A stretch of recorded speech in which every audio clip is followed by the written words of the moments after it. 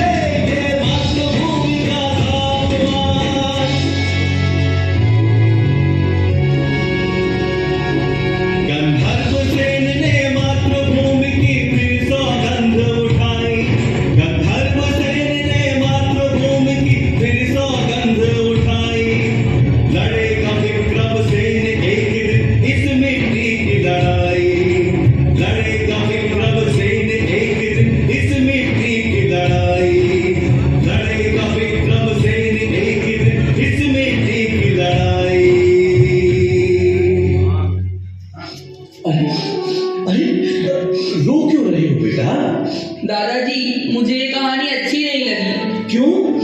क्योंकि इसमें नापान धोखे से जीत गया। जीतना गंधर्वसेन को चाहिए था, लेकिन वो तो लड़ाई छोड़कर चले गए। गंधर्वसेन गए क्योंकि उन्हें अपने सैनिकों और जनता की रक्षा करनी थी। उस समय शक इतने ताकतवर थे कि उनसे जीतना बहुत मुश्किल था बेटा। और जितने दिन लड़ाई चलती, उतना ही राज्य का नुकसान होता। इसलिए उस वक्त उन्हें लड़ाई बीच में छोड़नी पड़ी। पर विक्रमसेन के पापा तो हार गए ना। हाँ, ये तो बुरा हुआ, लेकिन अंत भला तो सब भला। कहानी के अंत में तो विक्रम ही जीतेगा। मैं जीतूंगा।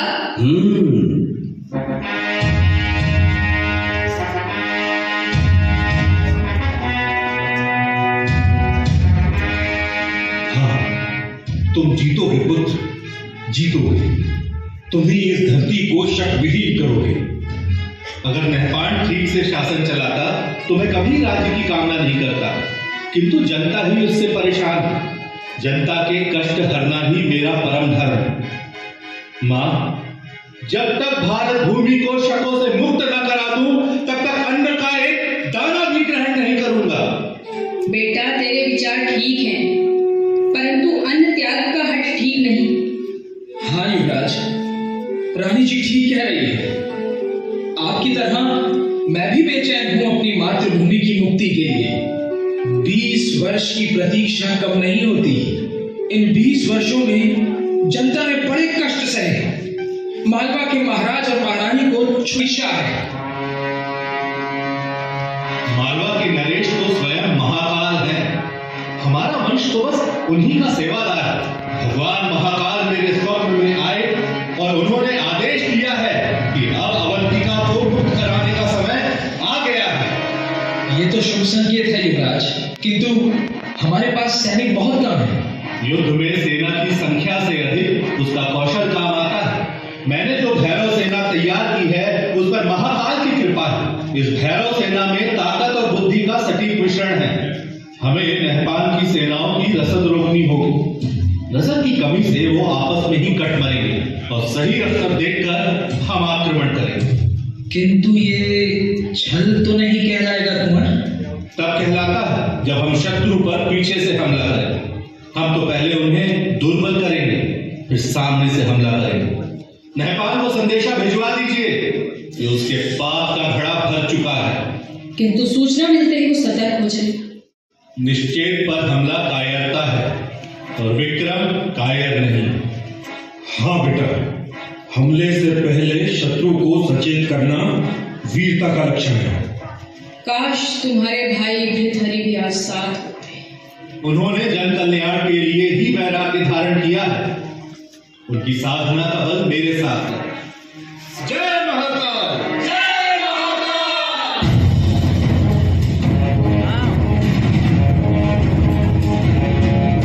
फिर मातृभूमि के सम्मान में विक्रम ने नहपान से घमासान युद्ध लड़ा और मालवा भूमि को शक वंश से मुक्ति दिलाई।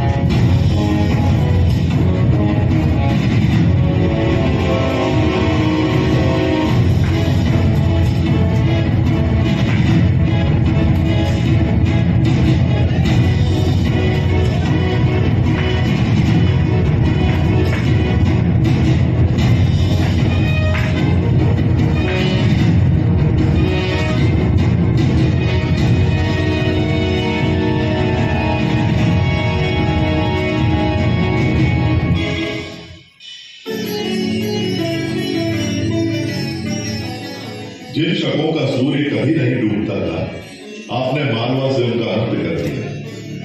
अब आपको संपूर्ण भारत भूमि को शक मुक्त कराना है।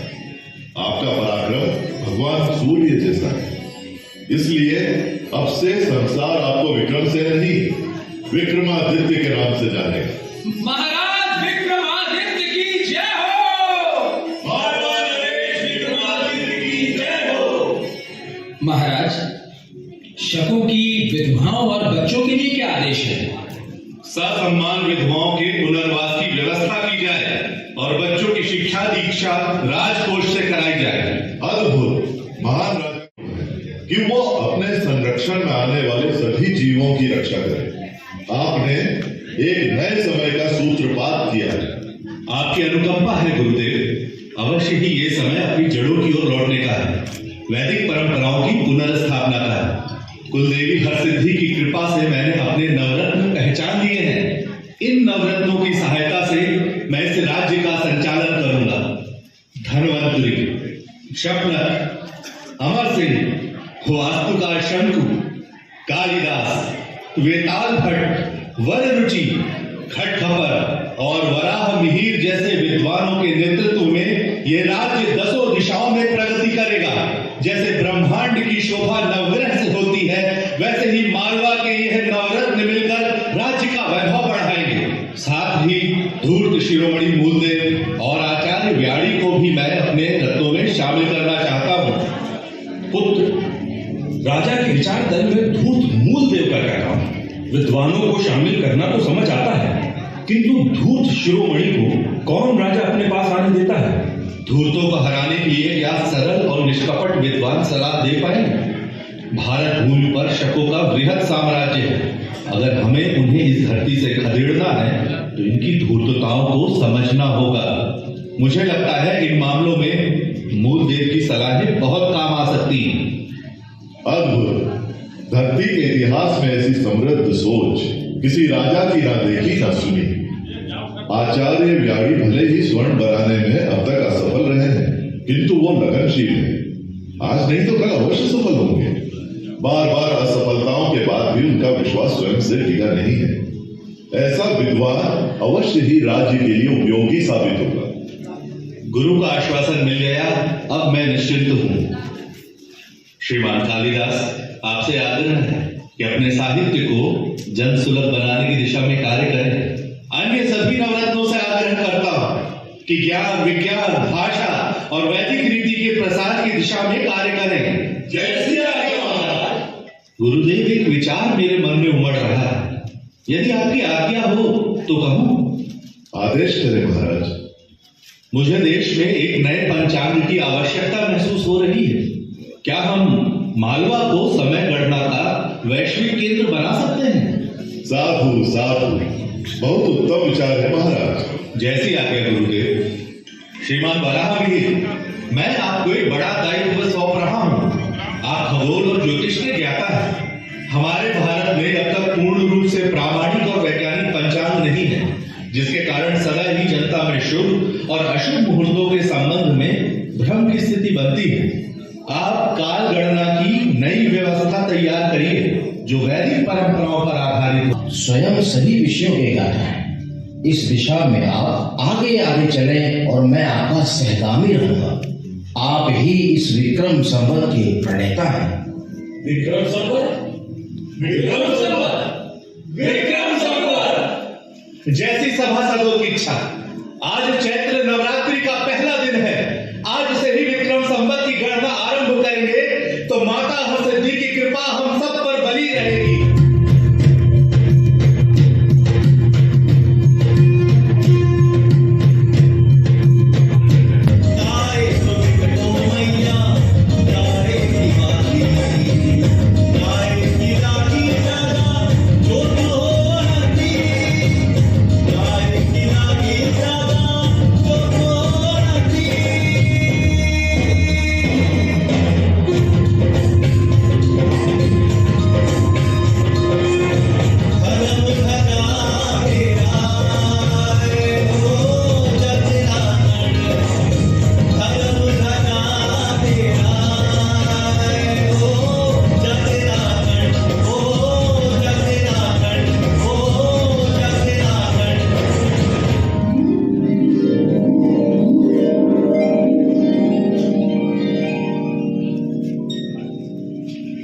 विक्रमादित्य, मैं तुमसे बहुत प्रसन्न हूं।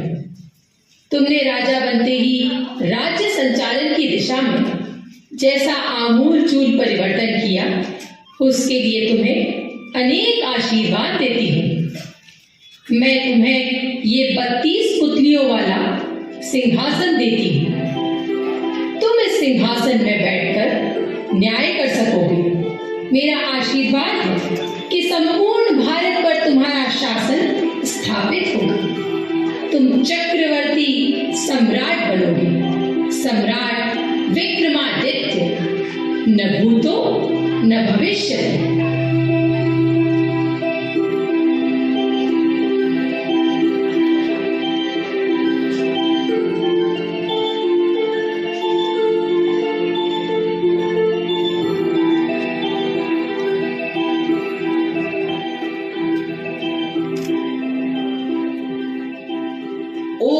तो आपने इसीलिए मेरा नाम विक्रम रखा था, ताकि मैं भी उनकी तरह महान बन सकूं।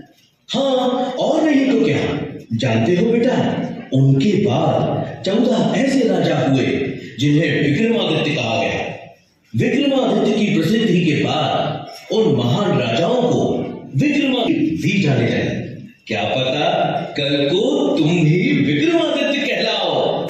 उनकी महानता की और कहानियां बताइए ना दादाजी। हाँ हाँ, क्यों नहीं। उनकी महानता पर जितना कहो उतना ही कम है बेटा। उनका शासन सिर्फ भारत में नहीं, आज के अरब, ईरान, इराक और मिस्र तक फैला हुआ था। और उन्होंने कश्मीर की राजा की मृत्यु के बाद संकट में पड़े राज्य में स्थापित किया। जानते हो बेटा, उन्होंने गांधार प्रांतों को शिक्षित करने के लिए वहां भी वेधशालाएं बनवाई। उनके सद्गुणों की चर्चा अनेक भाषाओं के ग्रंथों में मिलती है। उनकी अरब विजय का वर्णन अरबी कवि जरहाम किंतोई ने शायद उल-उक़ूल में किया है। इस्तांबुल की प्रसिद्ध लाइब्रेरी मकतब सुल्तानिया में ये किताब है जिसमें एक शिलालेख का जिक्र मिलता है। हाँ, ये रहा। बेटा जरा उसका ये अंश तो पढ़ो।